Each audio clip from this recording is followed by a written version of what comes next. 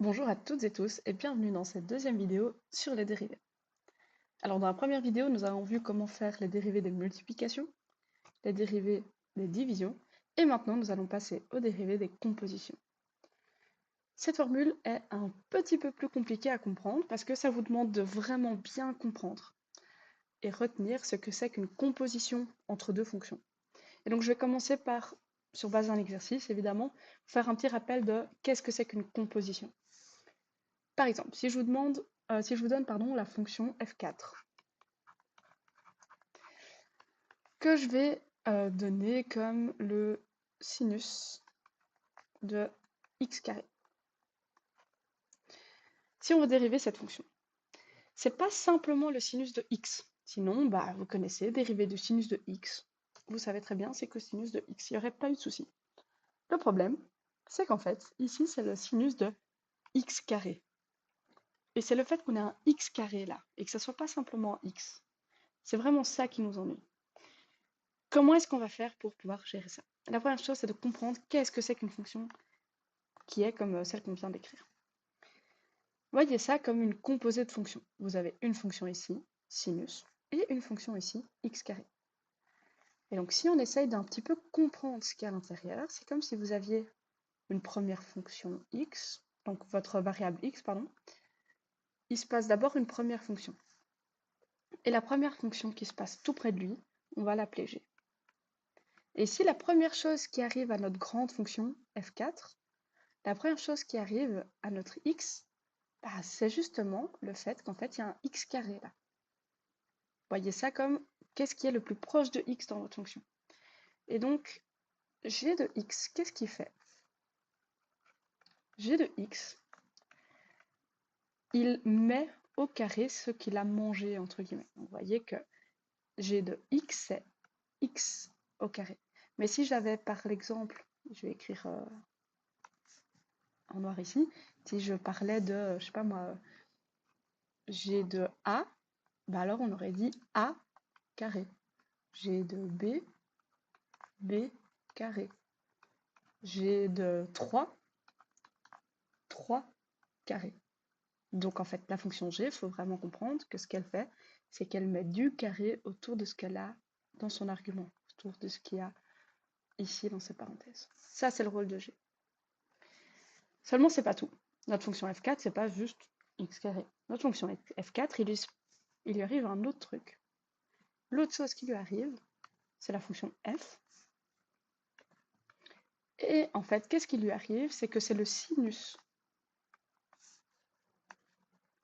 de x carré.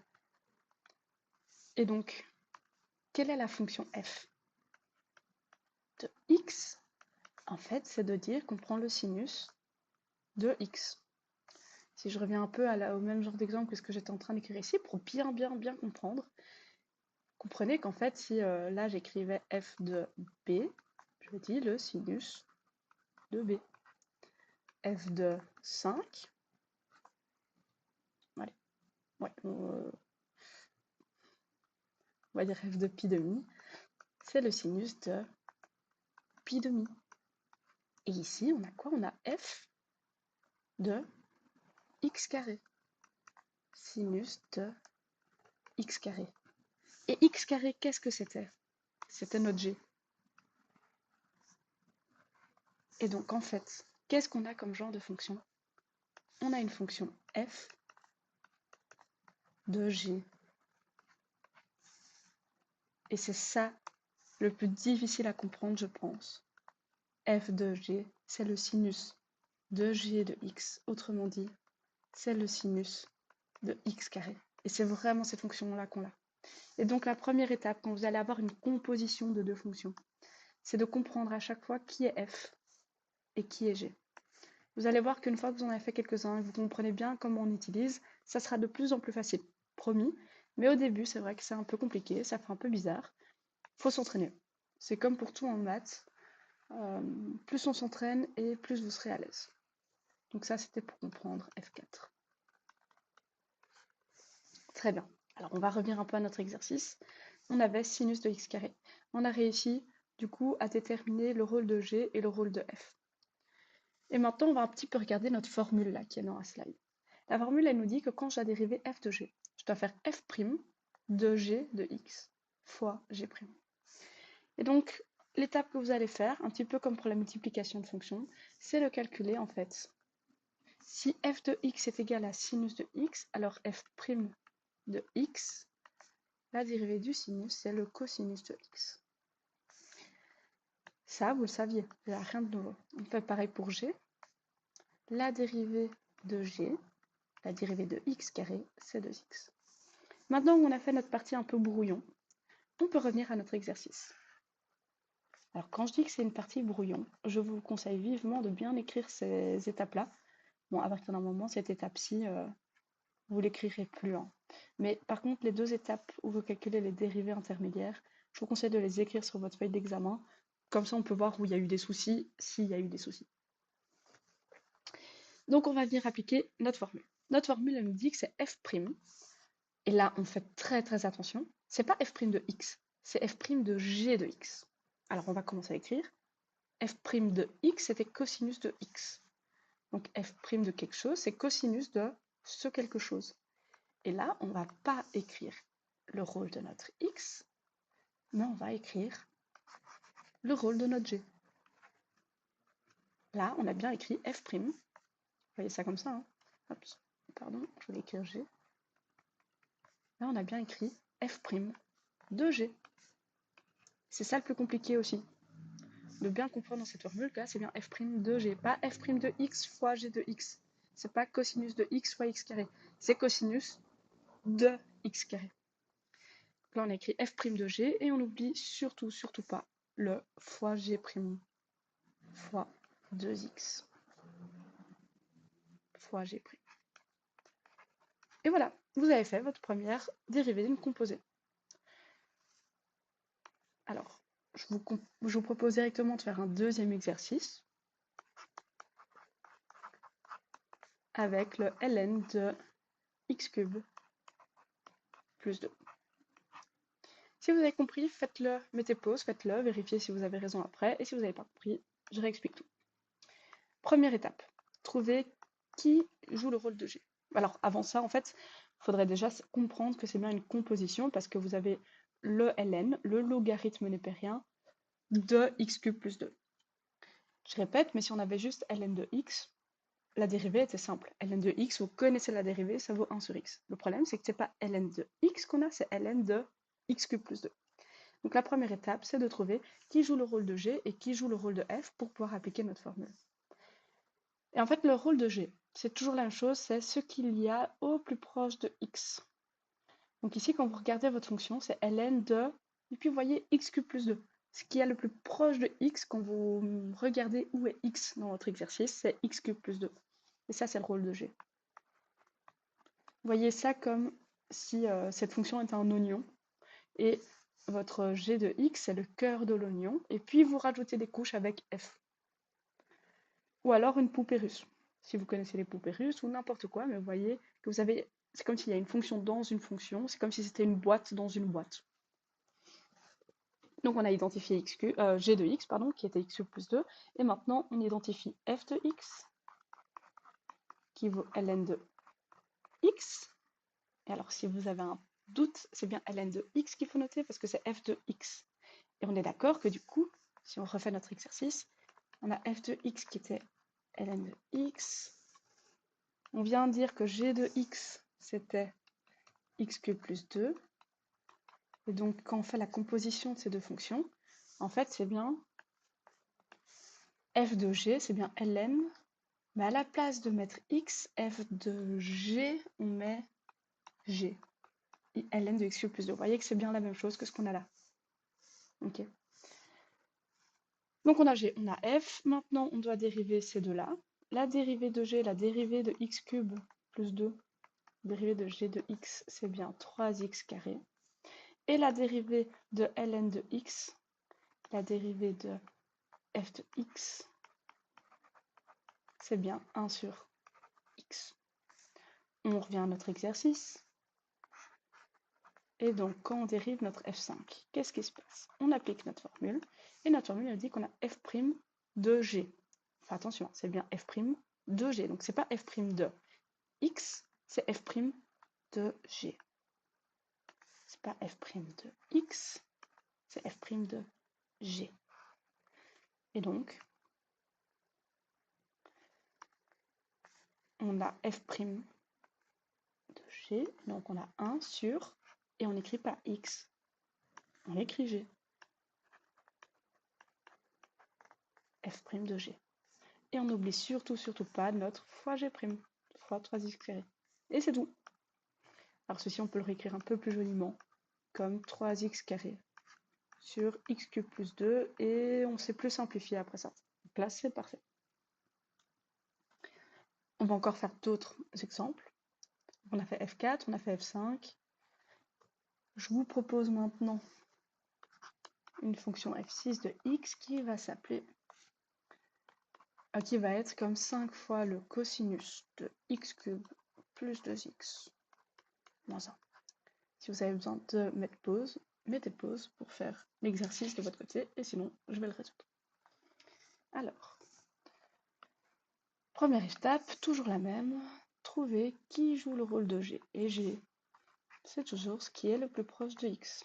X cube plus 2x moins 1. Et ensuite, on a f. Alors, comme pour la multiplication de fonctions, comme dans l'autre vidéo, vous pouvez très bien vous dire que vous faites la dérivée de cos de x cube plus 2x moins 1, et puis vous ferez x5. Pas de souci, ça va fonctionner. Mais vous risquez d'oublier le x5. Donc moi, ce que je vous conseille, c'est pas une obligation, c'est de prendre ce x5 dans votre f.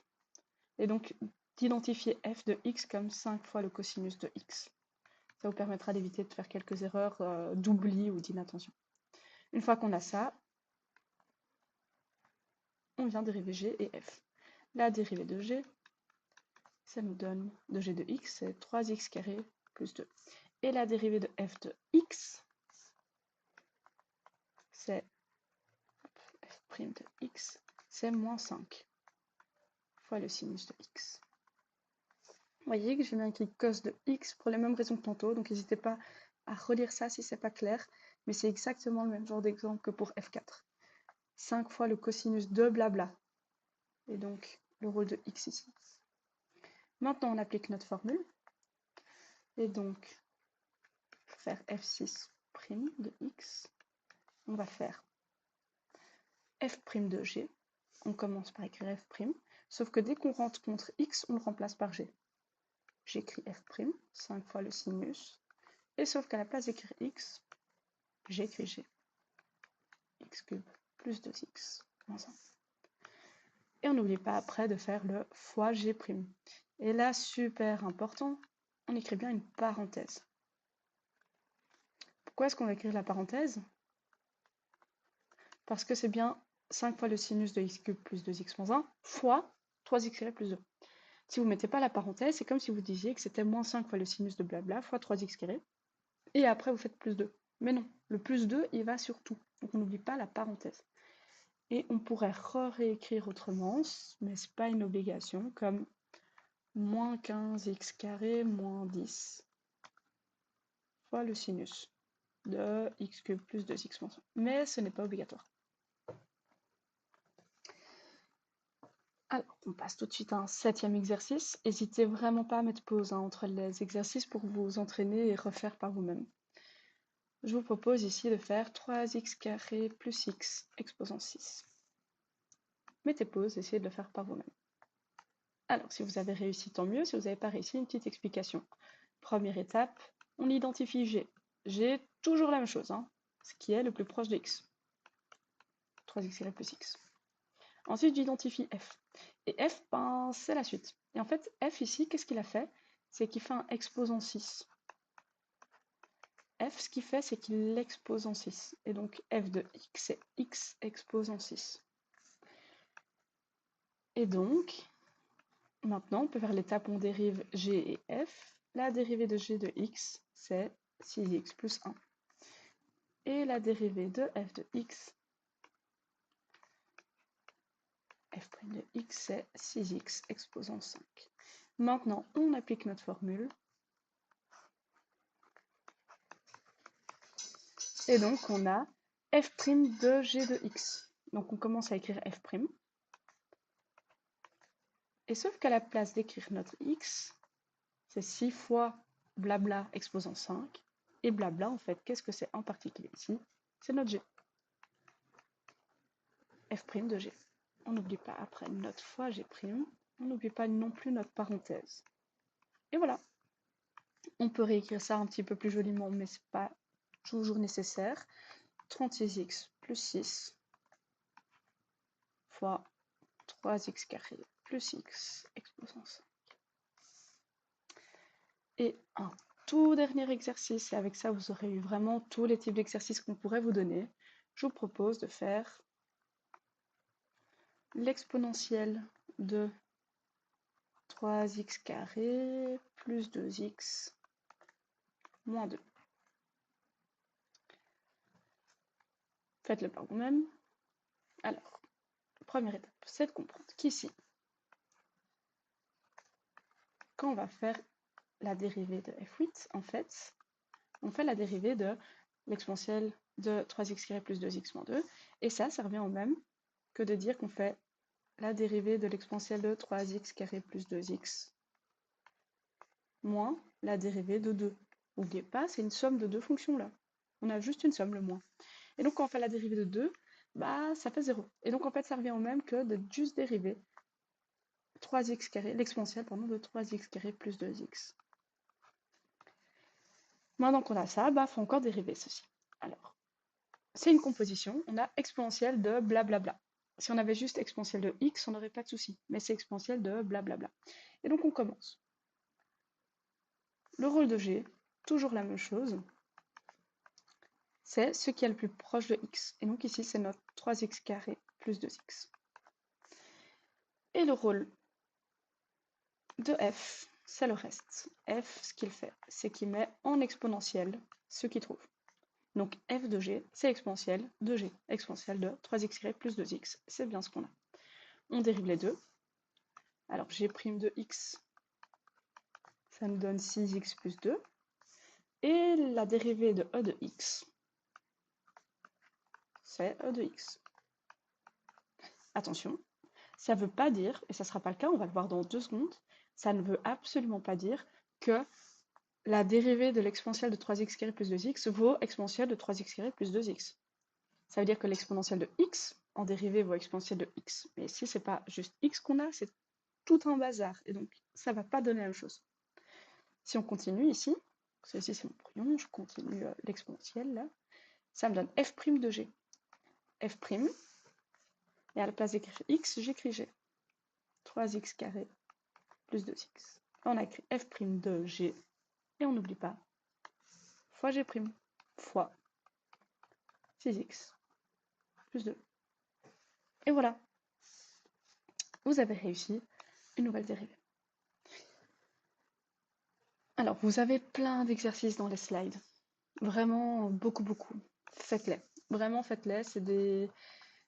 Vous allez voir que dans la suite de vos études, au deuxième quadrille, en deuxième, vous avez besoin de savoir faire des dérivées de plus en plus rapidement parce qu'en fait, il y a un moment où la dérivée, ça sera juste la première étape d'un gros exercice. Et si vous galérez, si vous êtes déjà très loin à la première étape, ça va devenir vraiment fastidieux de faire la suite de l'exercice. Donc, plus vous faites d'exercices, plus vous serez à l'aise avec les dérivées. Et en fait, plus vous serez rapide aussi. Et donc, ça sera moins pénible.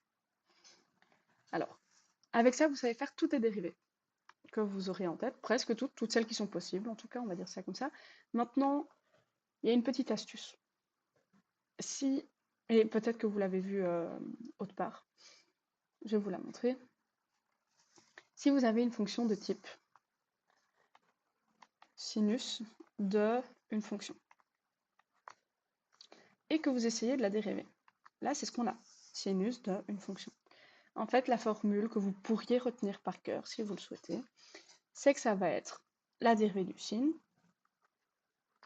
de votre fonction fois la dérivée de votre fonction qui est à l'intérieur. C'est exactement ce qu'on a fait. En fait, la formule que je viens de vous écrire, c'est juste une manière de retenir une autre formule que celle que je vous présente. Mais alors là, vous savez faire que les sinus. Mais en fait, il y a d'autres fonctions. Par exemple, la dérivée de l'exponentielle si vous avez l'exponentielle d'une fonction, comme on a tout en dessous, ça revient au même de dire que c'est l'exponentielle de votre fonction fois la dérivée de la fonction. Donc vous voyez qu'en fait, voilà, vous pourriez retenir l'une ou l'autre formule, celle-ci, celle-ci. Il y a la même chose pour les cosinus de h de x. Cosinus d'une fonction. Si vous essayez de le dériver, ça vous donne moins le sinus de votre fonction fois la dérivée. Le ln aussi, ça fonctionne, mais elle est un peu plus difficile à écrire. Donc là, en fait, non, c'est pas si difficile. Ok, je vous le montre vite. Hop. La dérivée de ln d'une fonction, c'est 1 sur votre fonction fois la dérivée. Voilà. Donc vous voyez que vous pouvez. Ça va fonctionner. Hein. Là, par exemple, qu'on avait toute une parenthèse exposant 6, ça nous donnerait, si vous avez h de x exposant n, et que vous les dérivez, en fait, c'est n fois h de x exposant n-1 fois h' de x. Vous pouvez retenir les formules que je viens d'écrire en mauve. Ça va fonctionner, il n'y aura pas de souci, mais vous voyez que vous devez en retenir au moins 5. Là où la méthode que je viens de vous montrer, en retenant juste une seule, ça va fonctionner et en fait vous devrez moins faire d'erreurs et souvent moins réfléchir et surtout moins de choses à retenir par cœur et en fait ça revient exactement au même. Juste là ce que vous avez retenu par cœur c'est que vous savez que la dérivée du sin c'est cos, mais c'est une application de la même formule, ça revient au même. Donc si à l'interro à l'examen vous préférez utiliser les formules que j'écris à la fin en mauve, vous pouvez, mais vous devez savoir les utiliser. Si vous préférez le faire comme on l'a fait dans toute cette vidéo aussi, tant mieux, parce que là, ça vous permettra de savoir vraiment tout faire et vous aurez moins de choses à retenir par cœur. À vous de voir ce qui vous va le mieux. Vous devez trouver votre méthode, mais le plus important, c'est que vous sachiez faire toutes ces dérivées-là. Voilà, ça clôture cette deuxième vidéo. J'en ferai bientôt une troisième pour vous montrer un cas concret d'une étude complète de fonctions, et donc d'utiliser les dérivées et les dérivées secondes pour savoir à quoi ressemble une fonction. Sur ce, je vous laisse et je vous souhaite une bonne journée.